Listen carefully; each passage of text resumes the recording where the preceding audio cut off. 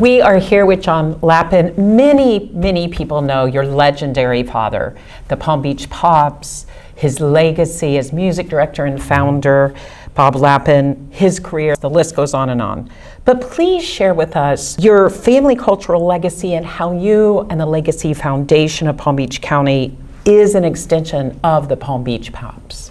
Well, the Legacy Foundation I created and founded about 7 years ago.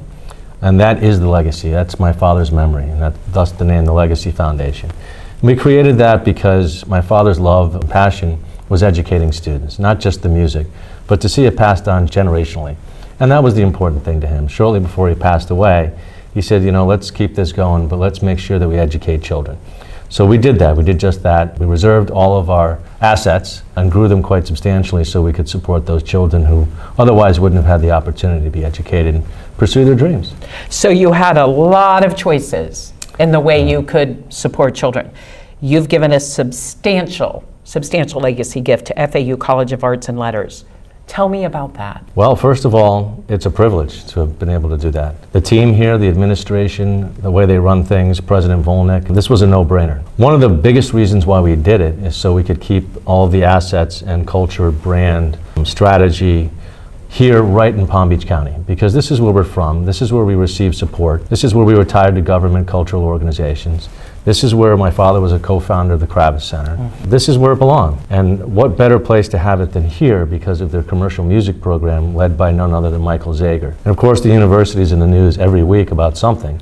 So you know they're cutting edge, you know they're going to do it right. And the proposal that they gave to us was just unbelievable. It was a very easy decision to bring it here. So specifically, how will students benefit from this gift? Well, the students are going to benefit because all the assets are restricted for educational purposes. And they're going to be instruments, there's going to be classes, they're going to be conducting classes. The library, which is being built in the School of Arts building, is going to be laid out and organized so all of the charts will be scanned eventually, but they'll be able to study directly from those charts and actually listen to our recorded concert to hear how it was played, hear how it was arranged, understand the composer's tonality and everything else.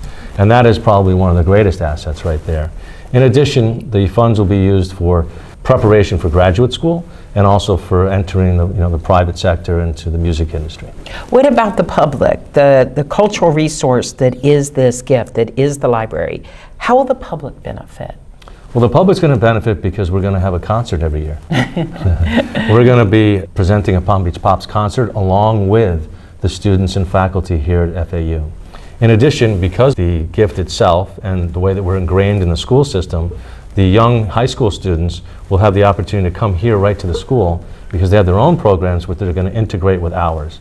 And that way, the community, which is, a community isn't a community without culture. So these kids are going to be able to come in and study here and visit the master classes and courses while they're actually in action. So how do you think your father would feel knowing, thanks to technology, that these 2024 students of music are listening to his music? Well, I think he would be overjoyed. And it took me a long time to really figure that out and feel comfortable, wrap my arms around it. He was the greatest guardian of the American Songbook.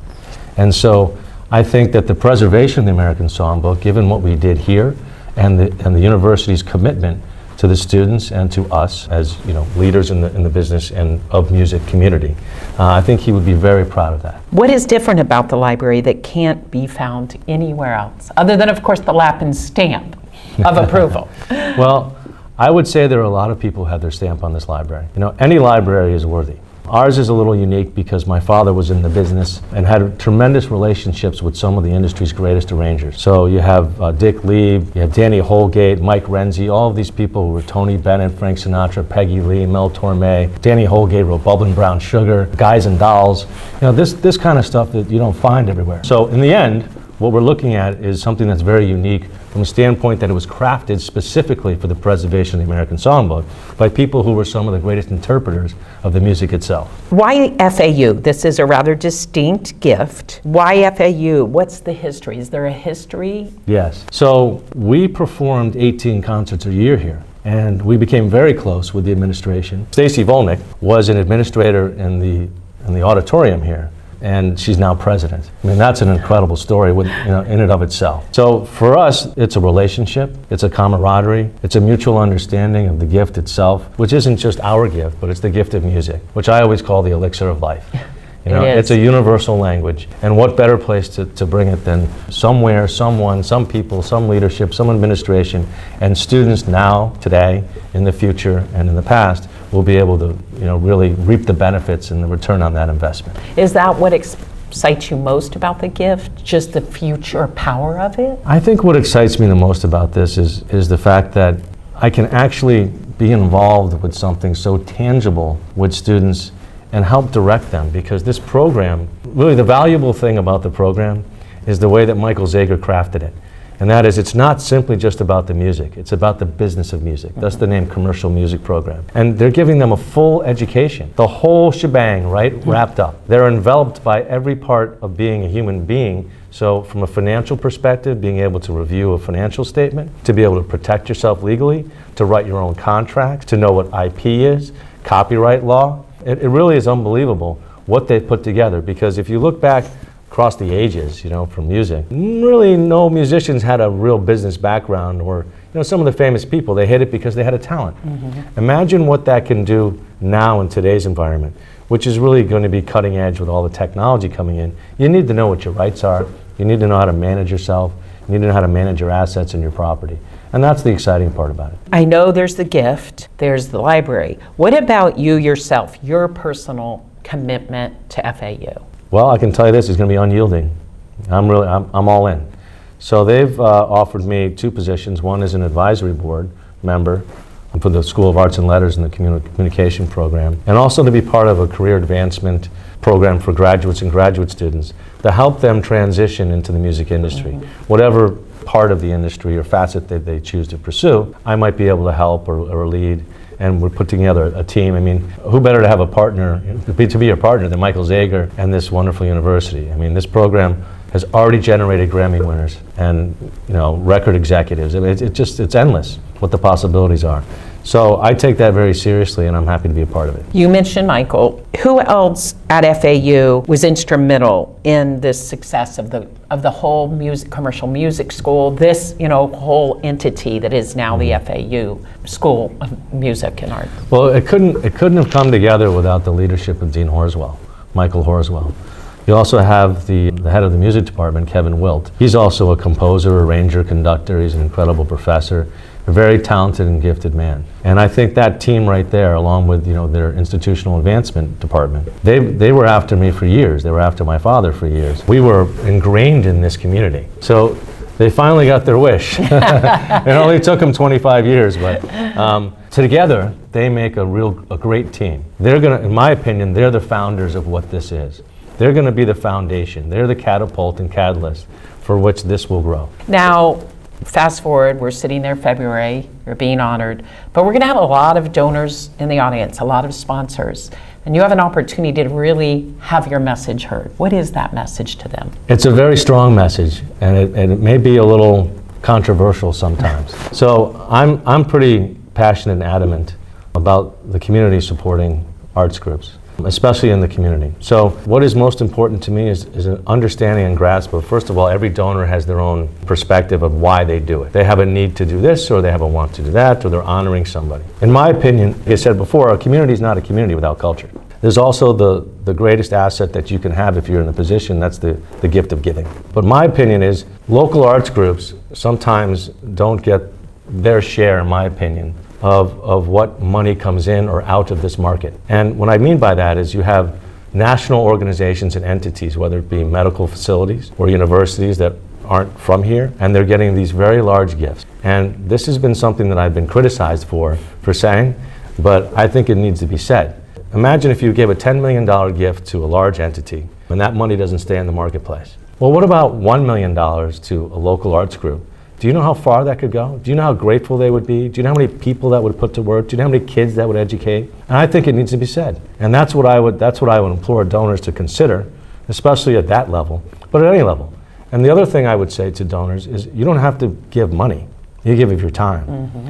And when you give of your time, you give of your mental and assets, your entire toolbox, everything you've learned throughout your life. I always seek out people who are smarter than I am, who have a different perspective, who have a different opinion. You don't have to agree with me, but how else can I look at something if I don't understand what the people across the table are thinking about too? We need to do that as a community, especially for the arts community. So we all have our own memories from sitting in the audience or interacting at a gala or an event with him.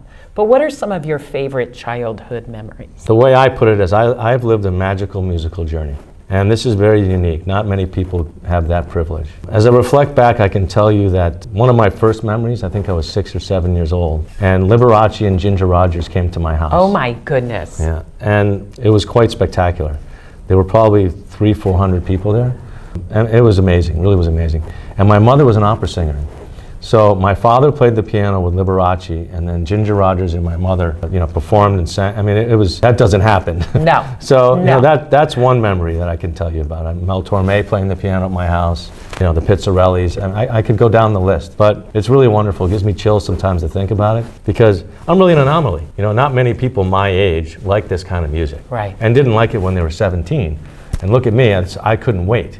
I mean, my father took me to see Count Basie at the Poinciana Playhouse. Wow. When I was a kid. Wow. And I couldn't believe it. I saw Buddy Rich with him a few times. I got Buddy Rich's autograph. To me, that was great because I didn't think he had hands because you couldn't see them. So for me, that's just without the pops. Imagine, how many stars came across me. Crazy. He took Lena Horne out of retirement. I mean, it was really quite a journey. So I'm like I said before, I'm very privileged, and those are some of very, very fond memories.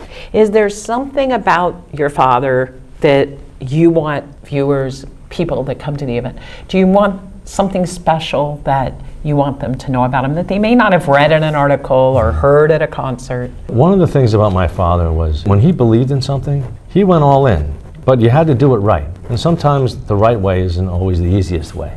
And he was known for that, for sure. But when he was very passionate about it, but he always said, don't do it unless you know for sure that you have the tools to make it happen too. And if you don't, seek out guidance from those around you, which I referred to earlier. And I think that's very important. I think that's something that can be imbibed by others. Because in the music business, sometimes people jump in a little too early or unprepared. And I come back to the commercial music program. They're giving them those tools. And they wouldn't be here at this university in this program if they weren't qualified and they didn't have the ability to follow through on it. So I think those are that's really one particular thing about him that I would like other people to remember.